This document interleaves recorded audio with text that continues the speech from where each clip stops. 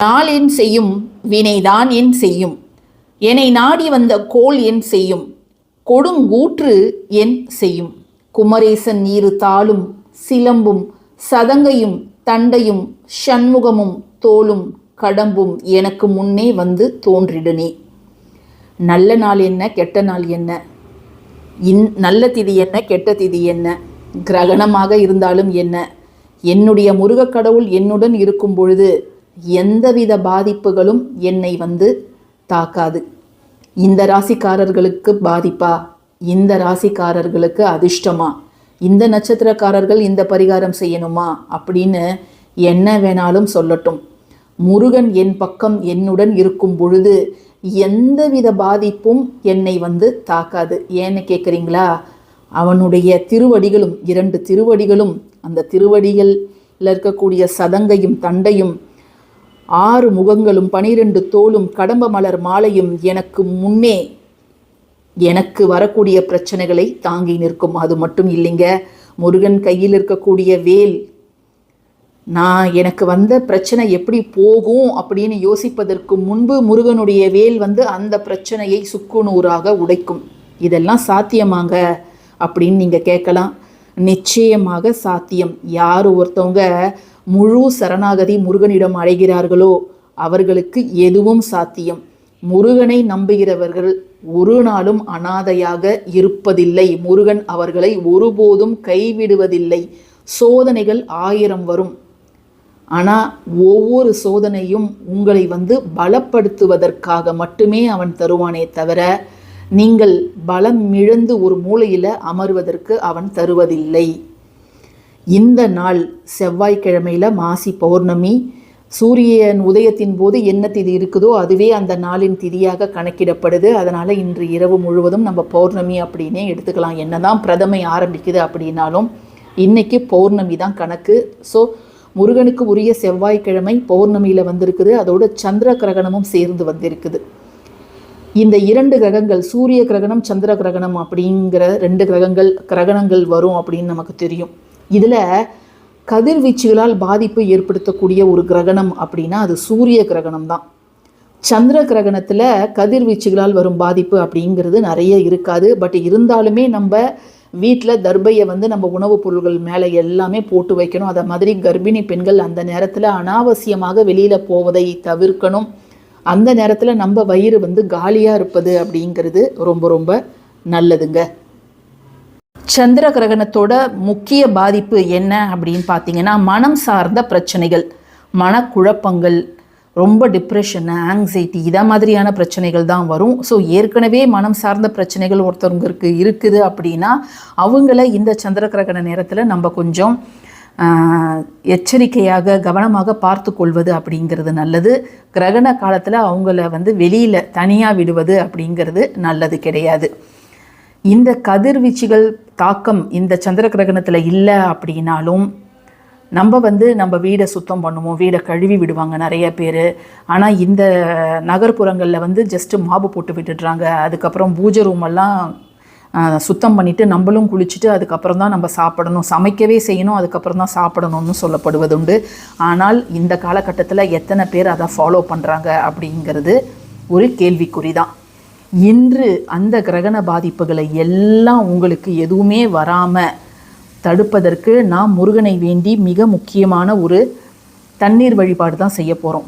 பௌர்ணமி அப்படின்னாலே தண்ணீர் வழிபாடு செய்வோம். பட் ஆனால் இன்றைக்கி வந்து நம்ம நிலவுக்கு கீழே தண்ணீர்லாம் வைப்பது அவ்வளோ நல்லது கிடையாது. ஸோ நம்ம வீட்டுக்குள்ளாரையே நம்ம பூஜை அறையில் முருகன் படத்திற்கு முன்போ சிலைக்கு முன்போ நம்ம ஒரு கிளாஸ் தண்ணீரை வந்து வைக்க போகிறோம். அந்த தண்ணீர் நமக்கு ஏற்பட்ட பாதிப்புகளையும் நம்ம வீட்டில் இருக்கக்கூடிய பாதிப்புகளையும் ஒன்றும் இல்லாமல் ஆக்கிவிடும். ஏன்னா நீங்கள் என்ன சொல்கிறீங்களோ அதை வந்து அந்த தண்ணீர் அப்படிங்கிறது உள்வாங்கிக்கும். அது மட்டும் இல்லாமல் அந்த தண்ணீரில் சில முக்கியமான பொருட்களை போடும்பொழுது முழு பலனும் நமக்கு வந்து சேரும். அதனால் இன்றைக்கி இரவு நீங்கள் தூங்க போகிறதுக்கு முன்பு இதை நீங்கள் செய்யலாம். இல்லைனா நான் வந்து மதியம் ஒரு 3 மணிக்கு வைக்கலாமா, தாராளமாக வைக்கலாம். இல்லைங்க நான் 6 மணிக்கு தான் பதிவை பார்த்தேன், 6 மணிக்கு நான் வைக்கலாமா, தாராளமாக வைங்க. இல்லை நான் வந்து ஒரு 8 மணிக்கு வைக்கலாமா, தாராளமாக வைங்க. பட் ஆனால் வேப்பிலை போடணும் அப்படின்னா நீங்கள் வந்து பகல் நேரத்திலே அதை பறிப்பது அப்படிங்கிறது தான் நல்லது. இப்போ வாங்க, என்ன பொருள் தண்ணீரில் போடணும், என்ன ஒரு வரியை நீங்கள் உச்சரிக்கணும் அப்படிங்கிறத பார்த்துடலாம். கண்ணாடியினால் செய்யப்பட்ட ஒரு டம்ளர் தான் நான் இப்போ எடுத்துருக்கிறேன். நீங்கள் கிளாஸ் பவுல் வேணால் எடுத்துக்கலாம், அல்லது மண் ஒரு சின்ன பவுல் இருக்குது, இல்லை செராமிக் கப்பு இருக்குது அப்படின்னா நீங்கள் இதை எடுத்துக்கலாங்க. இப்போது இதில் தண்ணீர், நம்ம குடிக்கிற தண்ணீர் தான் ஃபில் பண்ணணும்னு அவசியம் கிடையாது. ஏதோ ஒரு தண்ணீர் நீங்கள் ஃபில் பண்ணிக்கோங்க. ஃபில் பண்ணிவிட்டு இதில் நாம் சேர்க்க வேண்டிய 3 முக்கியமான பொருள், 3 மிக முக்கியமான பொருள் என்ன அப்படின்னு கேட்டிங்கன்னா, மஞ்சள் பொடி, வேப்பிலை இலை, அதுக்கப்புறம் மிக முக்கியமானது தர்பை. இந்த தர்பை பற்றி நம்ம சொல்ல தேவையில்லை, ஏன்னா இது எவ்வளோ பவித்திரம் அப்படின்னு சொல்லுவாங்க, எவ்வளோ புனிதமானது அப்படிங்கிறது எல்லாருக்குமே தெரியும். நாட்டு மருந்து கடைகளில், அதுவும் இன்றைக்கி கிரகணம் அப்படின்னா எங்கே பார்த்தாலும் இது வந்து விற்பனை ஆகிட்டு இருக்கும். ஸோ நீங்கள் இதை வந்து உணவுப் பொருள்கள் மேலே போடணும், உங்கள் நிலைவாசலில் ஜஸ்ட்டு கட்டி வைக்கிறது அப்படிங்கிறது நல்லது. இப்போ வெளிநாட்டில் இருக்கிறவங்களுக்கு வேப்பிலை கிடைக்காது, எனக்கு நான் என்ன பண்ணுறது அப்படின்னு கேட்டிங்கன்னா, ஜஸ்ட்டு நீங்கள் மஞ்சள் தூளும் இந்த தர்பையும் மட்டும் போட்டிங்கன்னா கூட போதும். இது மட்டும் போதுமா, அல்லது இதோடு நாங்கள் பச்சை கற்பூரம் அல்லது உதிரி பூக்கள் இதெல்லாம் சேர்க்கலாமா அப்படின்னு கேட்டிங்கன்னா, அது உங்களோட விருப்பம். பட் பேசிக்காக இந்த 3 பொருள் வேணும். வேப்பிலை நான் லேட் நைட்டு தாங்க பார்த்தேன், 9 மணிக்கு தான் பார்க்குறேன். என்கிட்ட வேப்பிலை இப்போ போய் நான் எடுக்க முடியாது அப்படின்னாலும் நீங்கள் வேப்பிலையை ஸ்கிப் பண்ணிவிடுங்க. இந்த 2 பொருளை மட்டும் வையுங்க, அதுவே போதுமானது. ஸோ இதை வந்து நம்ம இதில் சேர்த்துடலாம். ஃபஸ்ட்டு தர்பையை போட்டுடுங்க.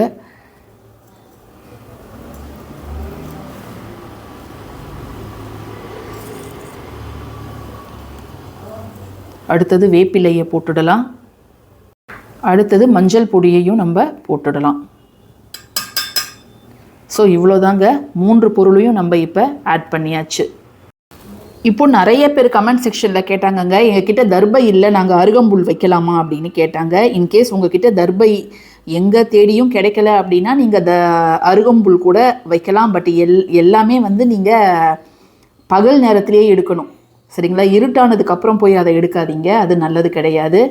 இதை வந்து உங்களுடைய பூஜை அறையில் இருக்கக்கூடிய முருகர் படத்திற்கு முன்பு நீங்கள் வைங்க. எத்தனை மணிக்கு இதை நாங்கள் வைக்கணும் அப்படின்னு கேட்டிங்கன்னா, நீங்கள் மதியம் 3 மணிலேருந்து இரவு எந்த நேரமாக இருந்தாலும் பரவாயில்ல, நீங்கள் இதை வைங்க.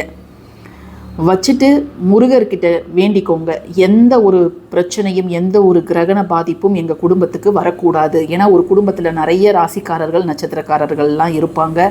நான் ஒன்றை தான் மலை போல் நம்பியிருக்கிறேன் அப்படிங்கிறத அவர்கிட்ட சொல்லுங்கள். இன்றைக்கி வந்து தேவதை வசிய நாள் அப்படிங்கிறதால 33 அப்படிங்கிற நம்பர் வந்து இன்றைக்கி தேதியில் வருது அப்படிங்கிறதால நீங்கள் முருகன்கிட்ட வச்சுட்டு முருகா சரணம், ஷண்முகா சரணம், முருகா போற்றி அப்படிங்கிறத 33 முறை நீங்கள் உச்சரிக்கலாம். உச்சரிச்சுட்டு வச்சுடுங்க. நாளைக்கு காலையில் நீங்கள் குளிக்கிற தண்ணீர்லேயும் சரி, வீடு முழுக்க சரி, வண்டி வாகனங்கள், செடி கொடிகள் எல்லாத்து மேலேயும் இந்த தண்ணீரை நீங்கள் தெளிக்கலாம். நிச்சயமாக எந்த பாதிப்பும் நமக்கு வராது. நம்ம குடும்பம் வந்து முருகர் கண் பார்வையிலேயே இருக்கும். யாராலும் நம்ம குடும்பத்தை எதுவும் செய்ய முடியாது, சரிங்களா? பதிவு பிடிச்சிருந்ததுன்னா கட்டாயமாக லைக் பண்ணுங்கள், ஷேர் பண்ணுங்கள். நானே ரொம்ப லேட்டாக போட்டுட்டேன், ஸோ அதனால் சாரி. எல்லாருக்கும் இதை நீங்கள் ஷேர் பண்ணுங்கள். நன்றி.